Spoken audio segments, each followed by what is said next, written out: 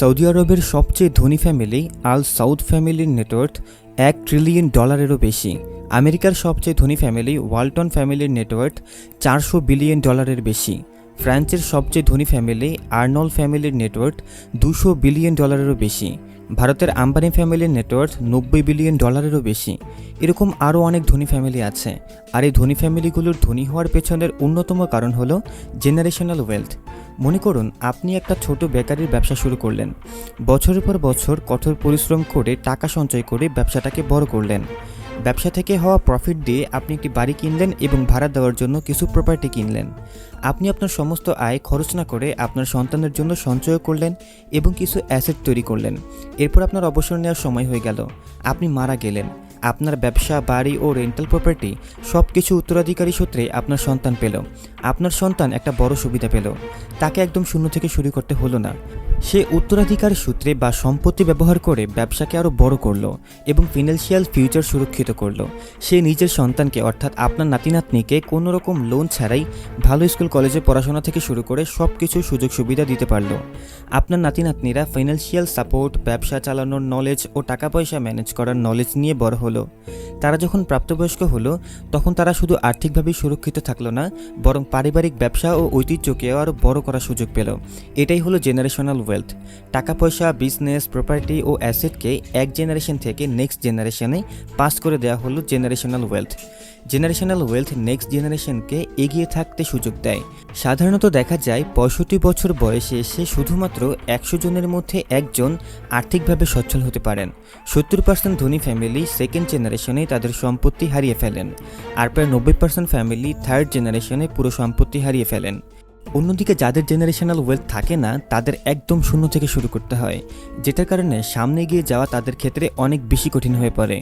তো এবার প্রশ্ন হলো, জেনারেশনাল ওয়েলথ কীভাবে তৈরি করা যায় যাতে নেক্সট জেনারেশনকে একদম শূন্য থেকে শুরু করতে না হয় এবং তাদের সেই ফাইন্যান্সিয়াল প্রবলেমে পড়তে না হয় যেগুলো আপনি ফেস করছেন। জেনারেশনাল ওয়েলথের উপর লেখা বিভিন্ন বইয়ে যেসব উপায়ের কথা বলা হয়েছে এবং পৃথিবী বিখ্যাত সাকসেসফুল ফাইন্যান্সিয়াল অ্যাডভাইজার, ইনভেস্টর ও বিজনেসম্যানরা জেনারেশনাল ওয়েলথ তৈরি করার যেসব উপায়ের কথা বলেছেন, তার মধ্যে এই ভিডিওতে সবচেয়ে 6টি কমন ও প্র্যাকটিক্যাল উপায় আলোচনা করব। তাই আর সময় নষ্ট না করে চলুন শুরু করা যাক। প্রথম উপায়টা হলো এভারগ্রিন বিজনেস। এটা টাটার বিজনেস সেক্টরের চার্ট, এটা রিলায়েন্সের বিজনেস সেক্টরের চার্ট, এটা বিড়লার বিজনেস সেক্টরের চার্ট, এটা গোদরেজের বিজনেস সেক্টরের চার্ট। এই 4টি চার্টের মধ্যে একটা জিনিস কমন, সেটা হলো এই বিজনেস গ্রুপগুলো এমন কিছু বিজনেস করে যেগুলো অতীতে চলেছে, বর্তমানে চলছে এবং ভবিষ্যতেও চলবে। আর এই জিনিসগুলো হলো evergreen business. Evergreen business solid ফাউন্ডেশনের উপর প্রতিষ্ঠিত হয়, যার ফলে এগুলো সময়ের চাহিদা মেটাতে সক্ষম এবং এগুলোতে সবসময় নতুন কিছু ইনোভেশন চলতেই থাকে। মজার বিষয়টা হলো, পৃথিবীর সবচেয়ে বড় ব্র্যান্ডগুলো বেশিরভাগই পারিবারিক উত্তরাধিকারী থেকে শুরু হয়েছিল। Ferrari, Lamborghini, Porsche, Ford, Rolls Royce, Gucci, Louis Vuitton, Chanel, Dell, Disney, Harley Davidson, Kellogg's, McDonald's, Tata, Birla, Mahindra, Godrej, Bajaj, এই লিস্ট আরও লম্বা হতে পারে। এগুলো সবই ফ্যামিলির নামে প্রতিষ্ঠিত। প্রায় প্রত্যেকটা বিখ্যাত ব্র্যান্ড কোনো না কোনো ব্যক্তির উত্তরাধিকার।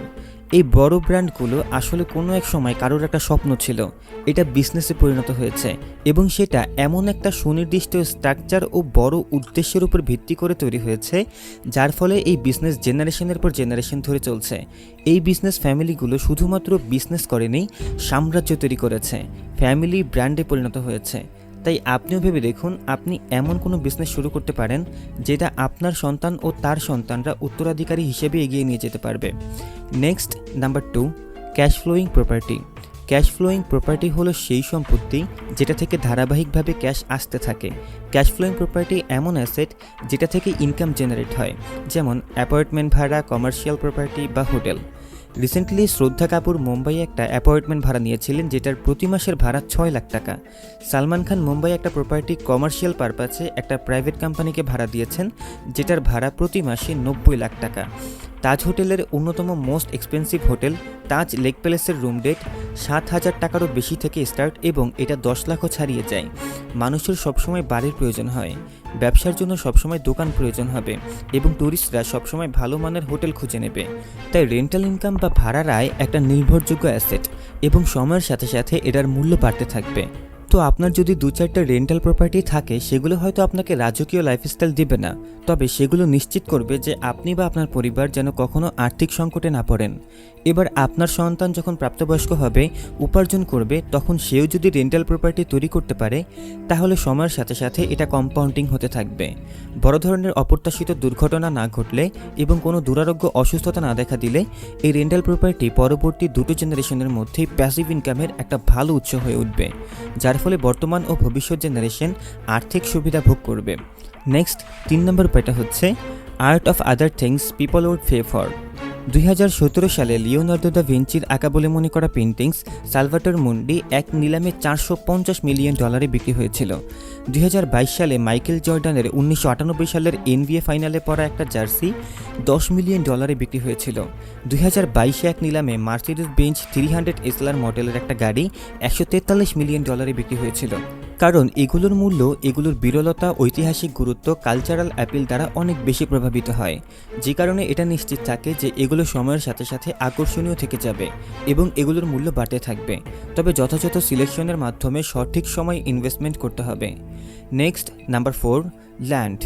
এই ক্ষেত্রে প্রথমেই পার্সোনাল ওয়েলথ অর্থাৎ ব্যক্তিগত সম্পত্তি এবং ফ্যামিলি ওয়েলথ অর্থাৎ পারিবারিক সম্পত্তির পার্থক্যটা বুঝতে হবে। পার্সোনাল ওয়েলথ হলো যেটা আপনি আপনার ইচ্ছে অনুযায়ী ব্যবহার করতে পারেন। যেমন আপনার ব্যাংক অ্যাকাউন্টে যদি 1 লাখ টাকা থাকে, সেটা পার্সোনাল ওয়েলথ। এই টাকা দিয়ে আপনি আপনার পছন্দের ড্রেস কিনতে পারেন, রেস্টুরেন্টে গিয়ে আপনি আপনার পছন্দের খাবার খেতে পারেন বা অন্য যে কোনো ব্যক্তিগত খরচ করতে পারেন। পার্সোনাল ওয়েলথ সহজেই খরচ হয়ে যায় এবং ভুল সিদ্ধান্তের কারণে দ্রুত শেষ হয়ে যায়। অন্যদিকে ফ্যামিলি ওয়েলথ অনেক বেশি লিকুইড নয়, অর্থাৎ এটা সহজে ক্যাশে কনভার্ট করা যায় না। ক্যাশে কনভার্ট করার জন্য বেশ কিছু স্টেপের প্রয়োজন হয়, আর এই কারণে ফ্যামিলি ওয়েলথ ছোটোখাটো খরচে নষ্ট হওয়ার সম্ভাবনা অনেক কম। ফ্যামিলি ওয়েলথ সাধারণত সময়ের সাথে সাথে বৃদ্ধি পায়। আর সবচাইতে নির্ভরযোগ্য ফ্যামিলি ওয়েলথ হচ্ছে ল্যান্ড বা জমি। পৃথিবীতে জমির পরিমাণ সীমিত, জনসংখ্যা ক্রমাগত বাড়ছে, সেই সাথে জমির চাহিদাও দিন দিন বাড়ছে, আর সেই কারণে জমির মূল্য দিনের পর দিন আকাশ ছুঁয়ে যাচ্ছে। খোঁজ নিলেই জানতে পারবেন আপনার এলাকায় 5 বছর আগে জমির যা দাম ছিল সেইটা বর্তমানে কত গুণ বেড়ে গেছে। তাই কেউ যদি জমি কিনে সেটা ধরে রাখতে পারে তাহলে সময়ের সাথে সাথে সেটার মূল্য বাড়তে থাকবে। জমির আরেকটা সুবিধা হলো টাকার প্রয়োজন হলে জমি বিক্রি না করেও লিজ দিয়ে বা বন্ধক দিয়ে টাকা পাওয়ার সুযোগ থাকে। নেক্সট 5 নম্বর উপায়টা হচ্ছে গোল্ড, সিলভার অ্যান্ড জেমস্টোন। মানুষ হাজার হাজার বছর ধরে সোনা কিনে আসছে এবং এখনও মানুষের মধ্যে সোনা কেনার পাগলামি আছে। এর পেছনে বেশ কিছু কারণ কাজ করে।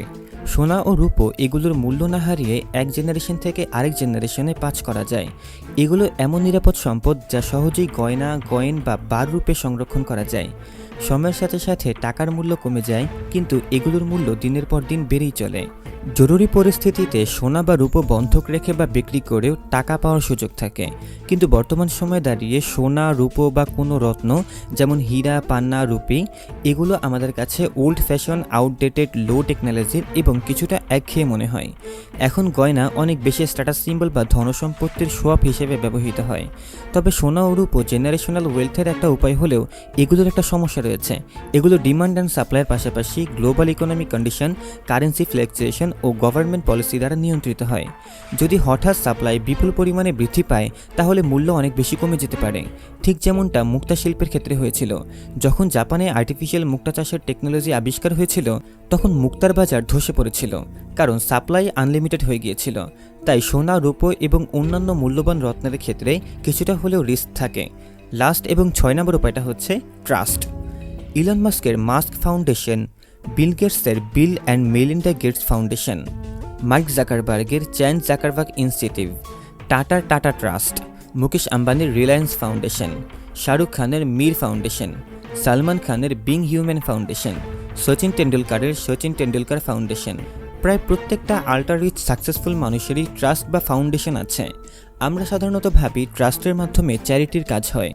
অবশ্যই তারা চ্যারিটি করেন, কিন্তু ট্রাস্টের আরেকটা দিক হলো ট্রাস্ট এমন একটা ফিনান্সিয়াল লিগ্যাল অ্যারেঞ্জমেন্ট যেটাতে কারো সম্পত্তি ম্যানেজ করে, প্রোটেক্ট করে এবং নির্দিষ্ট শর্তের ভিত্তিতে উত্তরাধিকারীদের মধ্যে ভাগ করে দেওয়ার সুযোগ থাকে।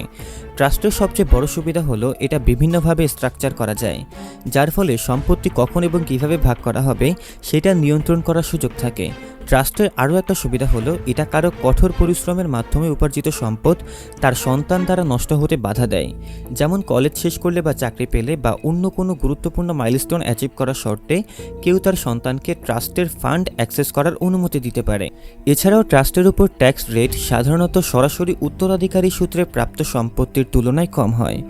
যেহেতু ট্রাস্ট একটা আলাদা লিগ্যাল বিষয়, তাই এটা মৃত্যুর পরও চলতে থাকে এবং এটা নিশ্চিত করে যে সম্পত্তি যেন ভবিষ্যৎ জেনারেশনের জন্য সুরক্ষিত থাকে। যদি আমাদের সন্তান আমাদের তুলনায় একটা ভালো জীবন শুরু করতে না পারে, তাহলে আমরা কোথাও না কোথাও বাবা মা হিসেবে ব্যর্থ। তাই প্রত্যেকটা বাবা মায়ের উচিত তার সন্তানকে এমন সুযোগ করে দেওয়া যাতে সে তার চেয়ে ভালো লাইফস্টাইল পায়। আর সেক্ষেত্রে জেনারেশনাল ওয়েলথ গুরুত্বপূর্ণ ভূমিকা পালন করে। জেনারেশনাল ওয়েলথ তৈরি করার জন্য যে 6টি উপায়ের কথা বললাম, সেগুলো ছাড়াও আরও অনেক উপায় আছে, সেগুলো অনুসরণ করা যেতে পারে। তবে যে কোনো বড় এবং গুরুত্বপূর্ণ ফিনান্সিয়াল ডিসিশন নেওয়ার আগে ভালো করে জেনে বুঝে তারপরে ডিসিশন নেওয়া উচিত। তো আশা করি জেনারেশনাল ওয়েলথের কনসেপ্ট বুঝতে পেরেছেন এবং এটাও বুঝতে পেরেছেন জেনারেশনাল ওয়েলথের গুরুত্ব কতটা। তাই ভিডিওটা হেল্পফুল মনে হলে ভিডিওটা অবশ্যই লাইক ও শেয়ার করবেন। আজকের মতো এখানে বিদায় নিচ্ছি। আমি সজীব ফ্রম টাকার খোঁজ। কথা হবে অন্য কোনো ভিডিওতে। সে পর্যন্ত ভালো থাকবেন, সুস্থ থাকবেন। আসসালামু আলাইকুম ওয়া রাহমাতুল্লাহি ওয়া বারাকাতুহু।